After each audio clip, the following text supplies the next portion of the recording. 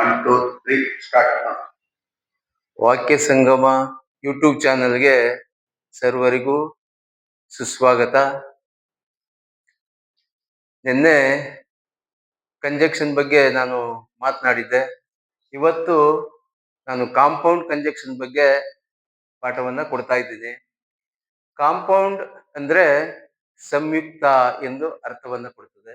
ಈ compound expressions as ಕಂಜಕ್ಷನ್ಸ್. Expressions ಅಂದ್ರೆ ನಿರ್ದಿಷ್ಟ ಅರ್ಥವುಳ್ಳ ಪದ ಸಮೂಹವನ್ನ ಎಕ್ಸ್ಪ್ರೆಷನ್ಸ್ ಅಂತ ಹೇಳಿ ನಾವು ಇಲ್ಲಿ ಕರಿಬಹುದು. ಅದನ್ನ ಕಂಜಕ್ಷನ್ ಆಗಿ ನಾನು ತಗೊಂಡಿದ್ದೀನಿ. This are called compound conjunctions ಅಂತ ಹೇಳಿ ನಾವು ಕರಿತೀವಿ.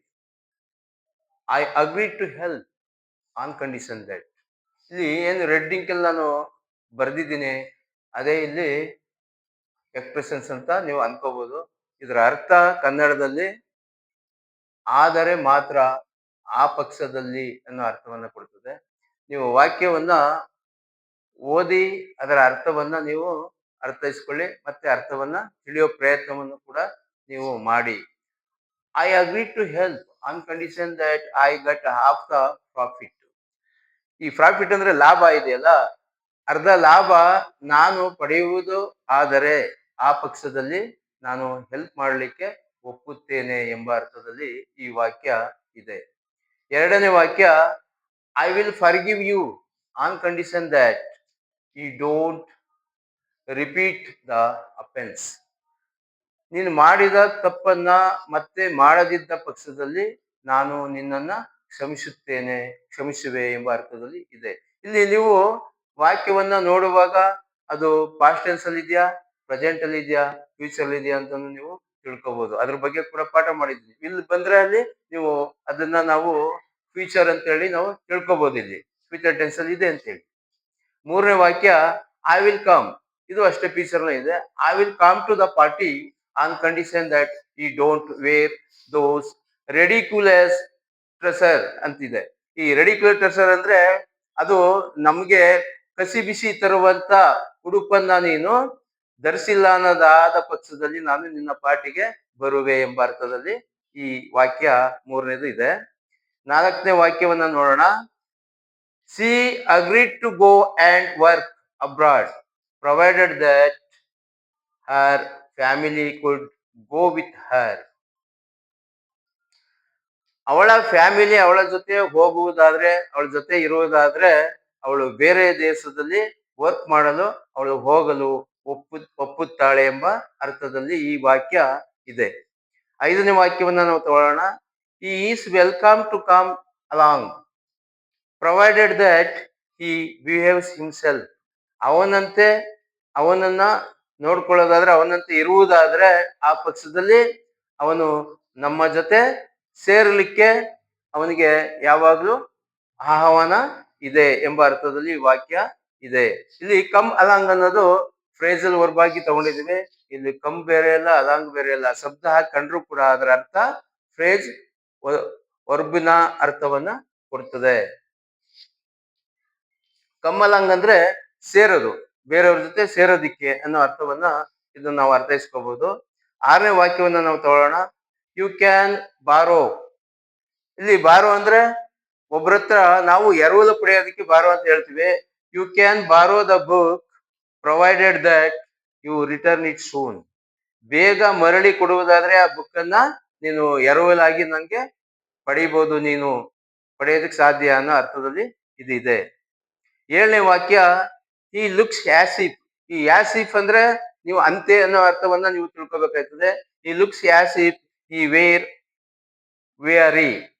ಇಲ್ಲಿ ಅವ್ರು ಹೇಗೆ ಕಾಣ್ತಾ ಇದ್ದಾನೆ ಅಂದ್ರೆ ನಮ್ಗೆ ಏನೋ ಒಂದು ಆಯಾಸ ಪಟ್ಟಂತೆ ಇಲ್ಲ ಸುಸ್ತಾದಂತೆ ಅವನು ನನಗೆ ಅನ್ನಿಸ್ತಿದ್ದಾನೆ ಎಂಬ ಅರ್ಥದಲ್ಲಿ ಏಳನೇ ವಾಕ್ಯ ಇದೆ. ಎಂಟನೇ ವಾಕ್ಯವನ್ನ ತಗೊಳ್ಳೋಣ, ಅದರ ಅರ್ಥ ನೋಡೋಣ. ಹಿ ವಾಕ್ಸ್ ಆಸ್ ದೋ. ಇಲ್ಲಿ ಆಸಿಫ್ ಏನ್ ಹೇಳಿದೆ ಅದೇ ಅರ್ಥವನ್ನ ಇದು ಕೊಡುತ್ತೆ.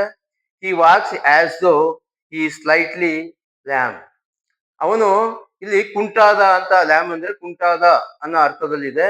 ಅವನು ಸ್ವಲ್ಪ ಕುಂಟನಂತೆ ನಡೆಯುತ್ತಾನೆ ಎಂಬ ಅರ್ಥದಲ್ಲಿ ಈ ವಾಕ್ಯ ಇದೆ. ಇಲ್ಲಿ ನಾವು ಕಾಂಪೌಂಡ್ ಅಂದ್ರೆ ಸಂಯುಕ್ತ ಎಂಬ ಅರ್ಥವನ್ನ ತಗೋತೀವಿ. ಈಗ ನಾವು ಸೆಂಟೆನ್ಸ್ ಮಾಡುವಾಗ ಸಿಂಪಲ್ ಅಂದ್ರೆ ಸಾಮಾನ್ಯ ವಾಕ್ಯವಾಗಿರ್ತದೆ. ಒಂದೇ ಸೆಂಟೆನ್ಸ್. ಆ ಸೆಂಟೆನ್ಸ್ ಅಲ್ಲಿ ಕರ್ತೃ ಮತ್ತೆ ಕ್ರಿಯೆ ಮತ್ತೆ ಕರ್ಮಗಳನ್ನು ಒಳಗೊಂಡಂತೆ ಇರ್ತದೆ. ಅನಂತರ ಅದರಲ್ಲಿ ನಾನು ಹಿಂದೆ ಮಾಡಿರ್ತಕ್ಕಂಥ ಪಾಠ ಏನಿದೆ ಅಡ್ವರ್ಬ್ ಕ್ರಮವಾಗಿ ಬರ್ಬೋದು. ಅದು ಈಗ ಅಡ್ವರ್ಬ್ ಆಫ್ ಮ್ಯಾನರ್ ಬರ್ಬೋದು, ಇಲ್ಲ ಅಂದ್ರೆ ಪ್ಲೇಸ್ ಬರ್ಬೋದು, ಅಡ್ವರ್ಬ್ ಆಫ್ ಟೈಮ್ ಕೂಡ ಬರ್ಬೋದು. ಅವೆಲ್ಲವೂ ಸೇರೋ ವಾಕ್ಯ ಆಗ್ತದೆ. ಇಲ್ಲಿ ನಾವು ವಾಕ್ಯ ರಚನೆ ಮಾಡ್ಬೇಕಾದ್ರೆ ಮೊದಲು ಸಬ್ಜೆಕ್ಟ್ ನೋಡ್ತೀವಿ, ಮತ್ತೆ ವರ್ಬ್ ನೋಡ್ತೀವಿ, ಮತ್ತೆ ಅಬ್ಜೆಕ್ಟ್ ಮಾತ್ರ ನೋಡ್ತೀವಿ. ಉಳಿದಿದ್ದೆಲ್ಲ ನಾನು ಮೊದಲೇ ಹೇಳಿದ್ದೀನಿ ವಾಕ್ಯದಲ್ಲಿ. ನಮಗೆ ಕೇಸಸ್ ನ ತಗೊಂಡ್ರೆ, ವಿಭಕ್ತಿಗಳನ್ನ ತಗೊಂಡ್ರೆ, ಕನ್ನಡಕ್ಕೆ ಹೋಲಿಕೆ ಮಾಡಿದಾಗ ಇಂಗ್ಲಿಷ್ ವಾಕ್ಯಗಳನ್ನ ನಮಗೆ ಬರೋದೇ 3 ವಿಭಕ್ತಿಗಳಷ್ಟೇ ಇಂಗ್ಲಿಷ್ ನಲ್ಲಿ ಅಂತ ಹೇಳಿದ್ರೆ ಕೇಸಸ್ ಬರೋದು. ಇನ್ನು ಉಳಿದವೆಲ್ಲವನ್ನು ನಾವು ಪ್ರಿಪೋಸಿಷನ್ ಆಧಾರದ ಮೇಲೆ ನಾವು ತಿಳಿತಾ ಹೋಗ್ತೀವಿ. ಇದು ಬಹಳ ಸುಲಭವಾದ ವಿಚಾರ ನಿಮಗೆ ನಾನು ತಿಳಿಸ್ತಾ ಇರೋದು. ಹೀಗಾಗಿ ಇಲ್ಲಿ ಸಿಂಪಲ್ ಅಂದ್ರೆ ನಮಗೆ ಒಂದೇ ಸೆಂಟೆನ್ಸ್ ಇರ್ತದೆ. ಕಾಂಪೌಂಡ್ ಅಂದಾಗ ಕಾಂಪೌಂಡ್ ಸೆಂಟೆನ್ಸ್ ಅಂತ ಹೇಳಿದ್ರೆ ಒಂದಕ್ಕಿಂತ ಹೆಚ್ಚು ಅಂದ್ರೆ 2 ವಾಕ್ಯ ಇರ್ತದೆ. ಕಾಂಪ್ಲೆಕ್ಸ್ ಅಂದ್ರೆ ಸಂಕೀರ್ಣ ಅಂತ ಹೇಳ್ತೀವಿ. ಅದನ್ನ 2ಕ್ಕಿಂತ ಹೆಚ್ಚು ವಾಕ್ಯಗಳು ಸೇರಿ ವಾಕ್ಯ ಆಗಿರ್ತದೆ. ಅದನ್ನ ನಾವು ಅರ್ಥ ಮಾಡ್ಕೋಬೇಕಾಯ್ತು. ಸ್ವಲ್ಪ ಕಷ್ಟಕರ ಆಗ್ಬೋದು. ಅದನ್ನ ಅರ್ಥ ಮಾಡ್ಕೊಳ್ತಾ ಹೋದ್ರೆ ನಮ್ಗೆ ಸುಲಭವೂ ಕೂಡ ಆಗ್ತದೆ. ಕಷ್ಟ ಇದ್ದಾಗಲೇ ಸುಲಭ ಅನ್ನೋದು ಒಂದು ಪದ ಹಿಂದೆ ಬರ್ತಾ ಇರ್ತದೆ. ಅದನ್ನ ನಾವು ಕಾಂಪ್ಲೆಕ್ಸ್ ಸೆಂಟೆನ್ಸ್ ಅಂತ ಹೇಳ್ತೀವಿ. ಹಾಗಾಗಿ ಇಲ್ಲಿ ಎಕ್ಸ್‌ಪ್ರೆಷನ್ಸ್ ಅಂದ್ರೆ ಇಲ್ಲಿ ನಿರ್ದಿಷ್ಟ ಅರ್ಥವುಳ್ಳ ಪದ ಸಮೂಹವನ್ನ ಎಕ್ಸ್‌ಪ್ರೆಷನ್ಸ್ ಅಂತ ನಾವು ಹೇಳ್ತೀವಿ. ಹಾಗೆ ಇಲ್ಲಿ ಆನ್ ಕಂಡೀಷನ್ ದಟ್ ಅನ್ನೋ ಪದ ಇದು 3 ಪದಗಳಲ್ಲಿ ಕೂಡಿದ್ರು ಕೂಡ ಅದು ತನ್ನದೇ ಆದ ಒಂದು ನಿರ್ದಿಷ್ಟ ಅರ್ಥವನ್ನು ಹೊಂದಿದೆ ಹೊರತು ಸಂಪೂರ್ಣ ಅರ್ಥವನ್ನ ಕೊಡುವುದಿಲ್ಲ. ಯಾಕೆ ಯಾವಾಗ ನಾವು ರಚನೆ ಮಾಡ್ತೀವಿ ಒಂದು ವಾಕ್ಯವನ್ನ, ಆ ವಾಕ್ಯ ರಚನೆ ಮಾಡೋ ರೀತಿಯಲ್ಲಿ ಮಾಡಿದಾಗ ಅದು ಸಂಪೂರ್ಣ ಅರ್ಥವನ್ನ ಕೊಡ್ತಾ ಇರ್ತದೆ. ಅಲ್ಲಿ ಕರ್ತೃ ಮತ್ತೆ ಕ್ರಿಯೆ ಮತ್ತೆ ಕರ್ಮಗಳು ಇದ್ದೇ ಇರ್ತವೆ. ಇಲ್ಲಿ ಆನ್ ಕಂಡೀಷನ್ ದಟ್ ಅನ್ನೋದು ಒಂದು ನಿರ್ದಿಷ್ಟ ಅರ್ಥವುಳ್ಳ ಪದ ಸಮೂಹ ಅಷ್ಟೇ. ಅದರ ಅರ್ಥ ಆದರೆ ಮಾತ್ರ ಎಂಬ ಅರ್ಥದಲ್ಲಿದೆ. ಹಾಗಾಗಿ ಪ್ರೊವೈಡೆಡ್ ದಟ್ ಕೂಡ ಅದೇ ರೀತಿ ಅರ್ಥವನ್ನ, ಇದೇ ಸೇಮ್ ಅರ್ಥವನ್ನ ಕೊಡ್ತಾ ಇದೆ. ಹಾಗೆ ಇಲ್ಲಿ ಬಂದ್ರೆ ಆಸ್ ಇಫ್ ಮತ್ತೆ ಆಸ್ ಥೋ ಇದು ಅಂತೆ, ಅದರಂತೆ ಎಂಬ ಅರ್ಥವನ್ನ ಕೊಡ್ತಾ ಇದೆ. ನಾಳಿನ ಪಾಠ ನೋಡೋಣ. ಎಂದಿನಂತೆ ನೀವು ನಮ್ಮನ್ನ ಪ್ರೋತ್ಸಾಹಿಸಿ ಎಲ್ಲ ರೀತಿಯಲ್ಲೂ ಅಂತ ಹೇಳಿ ಇವತ್ತಿನ ಪಾಠವನ್ನ ಮುಕ್ತಾಯ ಮಾಡ್ತಾ ಇದ್ದೇನೆ.